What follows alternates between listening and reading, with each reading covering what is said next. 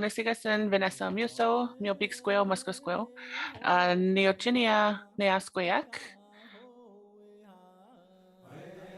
So if you talk to a lot of elders, they'll be like, well, I'm not an elder. Like they get really shy around like, I don't like being called an elder. I don't think of myself as an elder because I still don't know as much, right?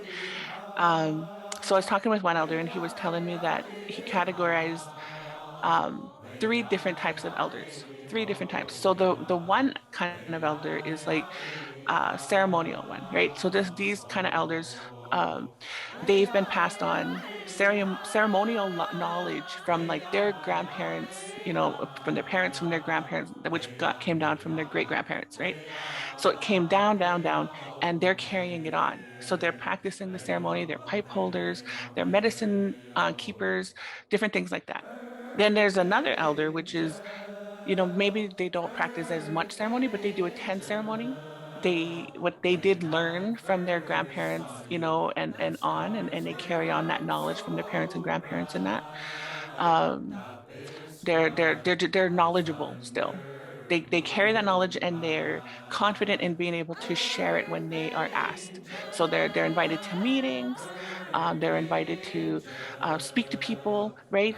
These people, once again, they may not necessarily attend all the ceremonies and be pipe holders themselves or medicine keepers, but if you take somebody to go and talk to them, they're able to give you the knowledge that to help them, right, to guide them. Then there is the third elder is, so these are, once again, like it's so hard to classify what an elder is, but the elderly, these are elderly people who also have knowledge and they have their lifetime of knowledge from when they were younger, and from their parents and grandparents, uh, but they don't necessarily go out of their way to share that information, and they're not necessarily seen as, for whatever reasons, oh, speak to that elder, right? They're a little bit more shyer, quiet, more introverted, because every time an elder passes away, because we're only oral, we're only to teach orally, to not record, to not write down. When you pass away, all that knowledge that you've collected, it goes with you, right? So every time we lose an elder, we lose a book from our oral library. And how does that benefit, my grandchildren, my great grandchildren, right? How does that benefit your great grandchildren and great great grandchildren, right? Because if you've only shared some of your knowledge with, a few people when you were alive, are those people going to share that knowledge, right? That and gaining their trust to get those stories is a great asset. Recording it is a whole other blessing. Like being, so those elders that have passed on, their videos are there, their knowledge is there, and their face is there. They're, our community members can go and see them even though they're not here anymore, right? So that has been a blessing. And it's really sad when an elder does leave, right? But we know they're going to leave. And the other thing is a lot of elders, because they've, um, if you talk to them, they too feel like nobody listens to them. So when you do want to go and talk to an elder, and let's say you do go and approach an elder or whatever, and they scold you or they get mad or they criticize or whatever, right? It's because they have so much knowledge, and they've made attempts, they've tried to share their information, and they've only been shut down, ignored, laughed at, whatever. Um, so they're upset, they're frustrated, right? So when you go to them, um, depends on where they're at, and that, but you have to build that relationship with them, that trust and relationship with them, engage with them. um, I just kept engaging them, and kept, and doing what I can to empower them. Like, what can you teach me about this? And do you feel comfortable being on camera, right? And just letting them know who I am. Learning how to introduce myself in Cree, right? And learning how to introduce, who what family I come from in Cree, and just letting them know, like, I am trying, and just building that relationship with them to help them feel more comfortable, to be able to talk and share that information. So one, yes, some of us we're scared or are scared of talking with elders because we don't want to get scolded, or criticized because we don't know our language. but still go out and talk to an elder today because we need to understand that the elders have went through so much. Like you look at what they've experienced in their youth, or as children, right? As children, right into youth, right into adulthood. If they're residential school survivors, there's so much that they've experienced. If they were raised by residential school survivors, there's so much that they've experienced, right? So they're coming from a place where they're constantly, and we are constantly going to be on our healing journey, constantly. It doesn't end. We need to constantly be on our healing journey. So we have to appreciate and respect that our elders are also still on their healing journey as well. So when we understand that,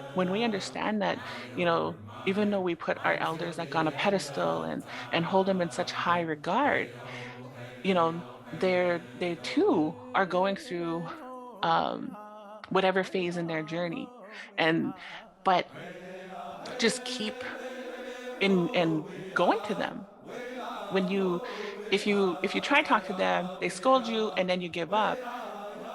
They imagine how they feel too. So it's like, oh, okay, well, there goes another one, like whatever they're thinking, right? Like there goes another one who doesn't want to learn from me or talk to me or about this or that, or there goes another one I scared away, right? Like they're feeling bad about themselves too. I can only imagine. But when you go back, it kind of lifts up their spirit and they get happy. They're happy because you've come back. You've had enough courage to come back. They respect you a little bit more because you've come back, right? So just keep going back. Just keep, just letting them know that you're still interested. And if they're really not comfortable, they'll probably just tell you, right? saw you. The stars were out so When you look at our bright. culture, A big squad the elders' was role in under our culture is to teach, moonlight. right? So before European contact, right? When the parents were hunting and gathering, doing their thing, what they needed to do for the tribe, the kids were in the care of the grandparents, the elders, right? And learning and being told stories and being told teachings, right? um, like that's their role is to give back that knowledge that is this lifelong of knowledge, wealth of knowledge that they've gained throughout their life to give back to the community, to the tribe, to the kids. So that is their role. They want a purpose. And when you look at the statistics for non-Indigenous people, but more so Caucasian elderly people, they have a high rate of suicide. And why is that? unfortunately for our Unfortunately and fortunately for our First Nations, our elders, there's not as high of a suicide rate at all because our elders still have a sense of purpose. Unfortunately, part is they're raising their grandchildren because they shouldn't be raising their grandchildren, right? At least that's my perception, is, we should be raising our own children, right? And our grandparents are there to help when they can, and give teachings and guidance and support and love, and but they really shouldn't be raising their grandchildren or their great grandchildren, right? Big squad But was their role under is to um, moonlight. teach and to give back. So when they are when we're talking about like the suicide, they are raising their children and grandchildren, which is keeping them alive. It gives them that sense of purpose. If they're not raising their children and grandchildren, right, they're in the community doing something, right? They're being invited to meetings to advise on stuff, or they're a part of the ceremonies. They're teaching and giving back, right? Um, and it's those Caucasian elders, like there was a high instance of suicides amongst Caucasians because once they're old, they're just put in folks' home and they don't get much visitors, right? Their sense of purpose is gone.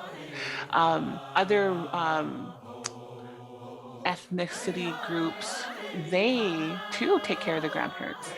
They keep the grandparents in the home, and well, I mean, more so, right? More so they keep their grandparents at home, like the Spanish, I think Asian, right? Some of the Asians you hear about them, their grandparents are taken care of. right? So they're still in the home teaching, watching out, cooking, doing what they have a sense of purpose. That's the whole point. You see an elder who is alone and lonely, they need a sense of purpose. So go and talk to them, engage them. If they were, an alcoholic or a big drug user in their life, you know what? They still have teachings, they still have knowledge. Don't think that they didn't learn from their grandparents or their great grandparents, because I'm sure they did. And all the life lessons that they would have learned from all the trial and errors of their life, they've learned it and they can share that and pass it on. So, let's not look down on some of the elders who've lived rough lives because they were residential school survivors, or, the intergenerational effects of it, right? They still have stuff to offer. And once again, it goes back to that other category of an elder, right? Is they're community elderly, but they still have knowledge. They still have knowledge to give and share. I learned that different elders have different fortes, they call them, different areas of expertise, different areas where they have more knowledge in, right? Because once again, every time an elder leaves, there goes a book from our oral library, right? And that's not good. We need to get as much stories and knowledge as we can from those elders that are open to having that stuff recorded. So I'm very happy and pleased that I did videos. And like I said, it saddens me that some of them have left. But I'm so grateful that, they gave back and we still get to hear their teaching and knowledge. out so bright. This one So yes, the videos that I've posted around the elders are on the Sweetness, I think 1982. Or you just Google Vanessa Omeasoo, and then there I have two channels. I changed my email to one, and so I lost access to that. But you can still access it by typing in Vanessa Omeasoo Elder like knowledge, and then there's several videos come up with that one. Elders just need to be reminded and empowered and motivated that, you know what, you do have this knowledge. You do have stuff to share with our community. You do have stuff that is valuable or invaluable, right? Still go out and talk to an elder today because they are so knowledgeable. They